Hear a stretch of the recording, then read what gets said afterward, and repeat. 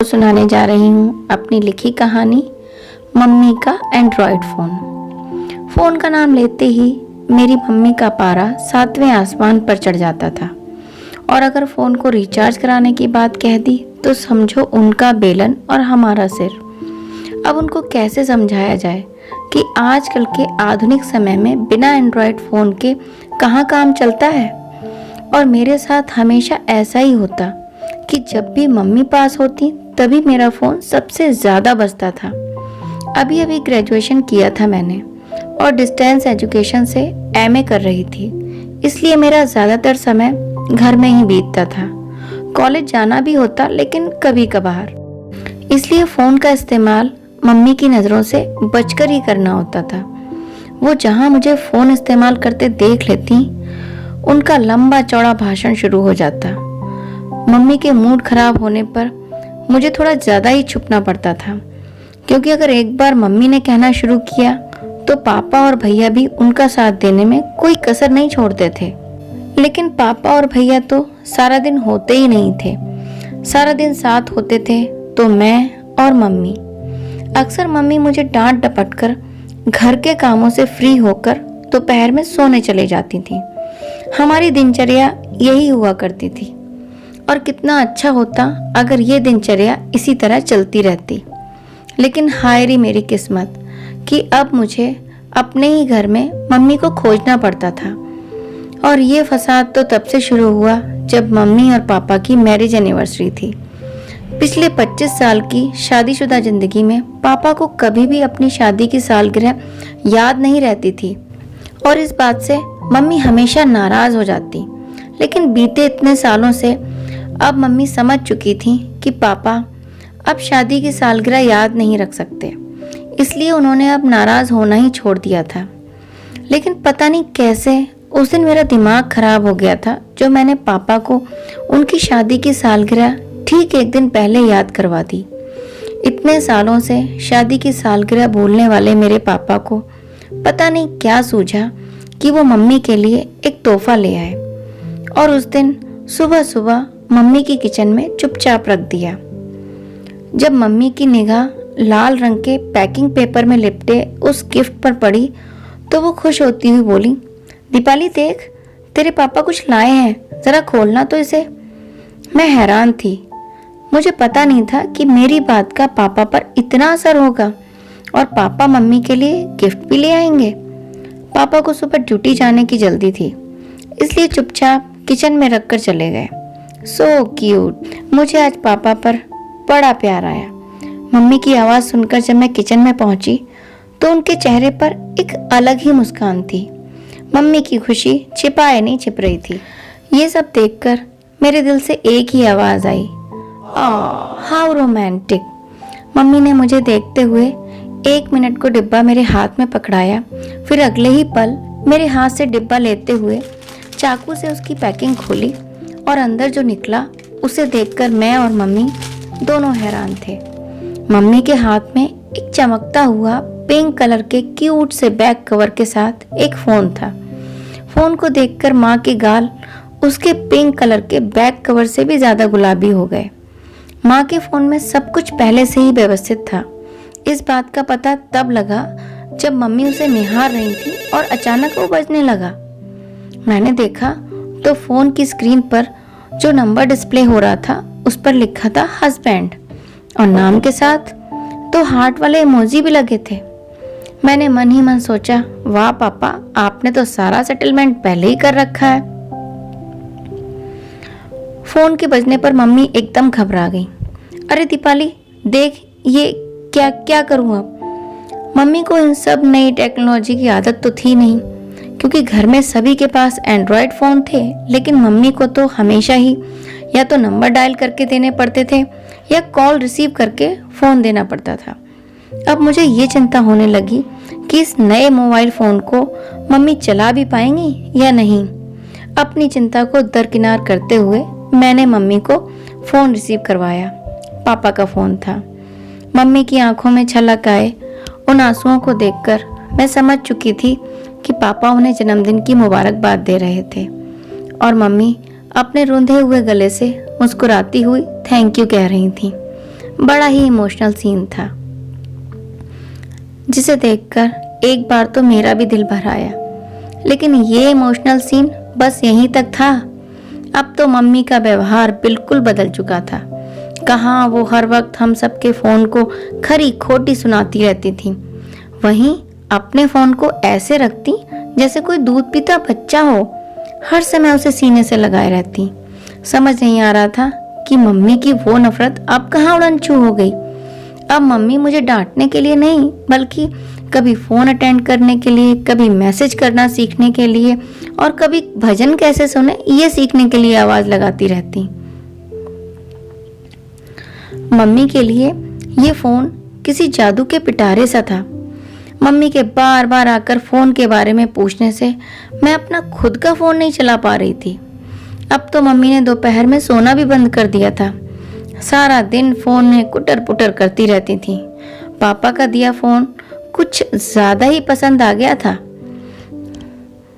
Mummy को यह phone इतना ज़्यादा पसंद आ जाएगा, इसका अंदाज़ा तो पापा को भी नहीं था। रोज़ सुबह तरह तरह के पापा के मनपसंद नाश्ते बनाने वाली मम्मी से अब पापा को सादा सी चाय के लिए भी मिन्नतें करनी पड़ती थीं। भैया को तो वैसे भी घर से कोई खास सरोकार था नहीं। अब जब भी पापा चाय या किसी चीज़ के लिए मम्मी को बुलाते तो मम्मी फ़ोन में घुसे हुए ही जवाब देती, अरे थोड़ा खुद भी कुछ कर लिया करो, मैं तो पहले से ही परेशान हूँ इसको समझने में, और एक आप हैं कि आपको हर चीज़ हाथ में चाहिए। इस बीच अगर मैं पापा को दिख जाती तो पापा मुझे घूर कर देखते, जैसे इन सब की गुनहगार मैं ही हूँ। असल में ये सच भी था। मैं ही वो मुजरिम थी जिसने पापा को पहली बार उनकी 25वीं सालगिरह याद दिलाई थी। फिर एक दिन मम्मी मेरे पास एक समस्या लेकर आई। बोली, दीपाली, ये जो गोल गोल रंग बिरंगी टॉफी जैसा निशान बना है, ये क्या है? कॉल तो मम्मी को अटेंड करना आता नहीं था और इंटरनेट ब्राउजिंग के बारे में जानना चाहती थी। मम्मी, वो क्रोम है जिससे इंटरनेट चलता है, अभी आप वो सब रहने दो, आपकी समझ में नहीं आएगा। मैंने पीछे छुड़ाने की कोशिश करते हुए कहा, अरे मम्मी कुछ नहीं है, इससे फोटो, गाने, पिक्चर वगैरह डाउनलोड होते हैं, वो सब सीखना हो तो 2 महीने लगेंगे। मैंने उनको डराना चाहा, लेकिन वो मुझसे 2 कदम आगे निकली। आखिर थी तो मेरी मम्मी ही ना। बोली, मिसेस वर्मा को तो कोई कोर्स नहीं करना पड़ा, तू मुझे बेवकूफ समझती है। वो मुझे टपटते हुए बोली। मैंने पूरे 3-4 घंटे लगाकर मम्मी को पूरा कोर्स करा दिया। मैं भी थक चुकी थी मम्मी के बार बार दीपाली अलाप से, दीपाली ये, दीपाली वो। मम्मी ने फोन की पूरी जानकारी तो ले ली, लेकिन उस दिन किचन की सुध नहीं ली। टीवी पर आने वाला अपना फेवरेट सीरियल भी नहीं देखा। आज खाना भी बाहर से ही मंगवाया गया। भैया देर रात दबे पांव घर में दाखिल हुआ, लेकिन फिर भी मम्मी की डांट से बच गया, और मम्मी की डांट के बिना वो रात को ठीक से सो भी नहीं पाया। मुझे लगा चलो 1 आध दिन का जोश है, फिर सब कुछ ठीक हो जाएगा। लेकिन ये क्या, मम्मी का जुनून तो दिन ब दिन बढ़ता ही जा रहा था।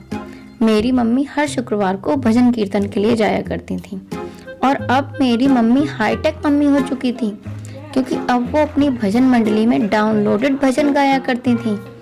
अब तो मम्मी को अलग अलग रिंगटोन सेट करना भी आ गया था। जब भी उनकी भजन मंडली की तरफ से किसी का फोन आता तो रिंगटोन बजती, श्री राम जानकी बैठे हैं मेरे सीने में। मम्मी तो अब कुछ ज्यादा ही सोशल हो चुकी थी।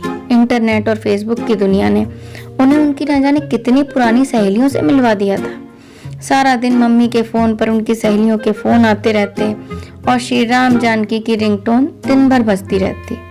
इस रिंगटोन को सुन सुनकर मेरी हालत ऐसी हो गई थी कि मुझे बिना फोन के भी यही रिंगटोन सुनाई देती रहती थी, और इस रिंगटोन को सुनकर मम्मी का चेहरा खिल जाता था। हद तो तब हो गई जब एक दिन मम्मी के लिए पार्सल आया। मैंने मम्मी को आवाज दी तो पार्सल को देखकर उन्होंने ऐसे चैन की सांस ली जैसे कोई मुंह मांगी मुराद पूरी हो गई हो। मैं हैरानी से मम्मी को देखे जा रही थी, और मम्मी उत्सुकता से उस पैकेट को खोलती जा रही थी। पैकेट में व्हाइट कलर के बहुत खूबसूरत ब्लूटूथ वाले हेडफोन थे। मम्मी मुझे किसी प्रोफेशनल की तरह उसकी क्वालिटी गिना रही थी, और मैं एक अनाड़ी सी उनका मुंह ताक रही थी। मम्मी खुश होकर बता रही थी कि उन्हें काम के बीच में अपनी सहेलियों के फोन पर बात करते समय काम को बीच में छोड़ कर आना पड़ता है, इसलिए अब वो काम के बीच में इन ब्लूटूथ को लगा लिया करेंगी और आराम से घंटों बात कर सकेंगी। अब हर महीने मम्मी का कोई ना कोई नया पार्सल आ जाता। अब फोन के मामले में मम्मी हम सबसे ज्यादा एडवांस हो चुकी थी। अब मम्मी को हम सब पर गुस्सा नहीं आता, बल्कि वो तो खुद ही फोन में लगी रहती थी। एक दिन न जाने क्या हुआ कि वो फोन मम्मी के हाथ से किचन में रखे पानी के जग में गिरा और खराब हो गया। मम्मी और मैंने कभी धूप कभी ड्रायर से उस फोन को सुखाने की बहुत कोशिश की, लेकिन वो तो जैसे रूठे बच्चे सा मानने को तैयार ही नहीं था।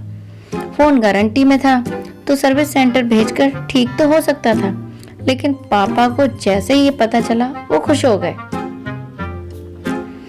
क्योंकि मम्मी के इस मोबाइल प्रेम से पापा काफी परेशान हो चुके थे। ना पापा ना भैया कोई भी फोन ठीक कराने के लिए राजी नहीं था। फोन खराब होने से माँ एकदम मुरझा गई थी, कभी कभी तो छुप छुप कर रोती भी थी। मुझसे मम्मी की हालत देखी नहीं गई और एक दिन मैं खुद ही मम्मी के साथ उस फोन को दुकान पर ले गई। दुकान वाले ने बताया कि फोन गारंटी में है तो ठीक तो हो जाएगा, लेकिन सर्विस सेंटर भेजना पड़ेगा। इन सब में 1 महीना तो लग ही जाएगा। फोन को ठीक होने देकर हम घर आ गए। अब माँ गुमसुम सी रहती। माँ को इस तरह उदास देखकर मुझे बुरा लगता, लेकिन पापा खुश थे कि कम से कम अब माँ घर की और उनकी तरफ ध्यान तो देती हैं। धीरे धीरे सब कुछ नॉर्मल हो रहा था और माँ अपने पुराने रूप में वापस लौट रही थी कि 1 महीने के बाद वो मुआ फोन ठीक होकर आ गया और अब फिर दिन भर वही रिंगटोन बजती रहती, श्री राम जानकी बैठे हैं मेरे सीने में।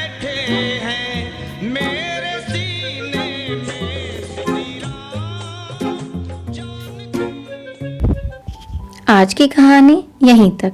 अगर आपको मेरी कहानियाँ पसंद आती हैं तो प्लीज़ उन्हें लाइक करें, मेरे चैनल को सब्सक्राइब करें और शेयर करें, और हाँ, बेल आइकन ज़रूर दबाएं जिससे मेरी नई से नई कहानियों का नोटिफिकेशन आप तक पहुंचता रहे। Thank you.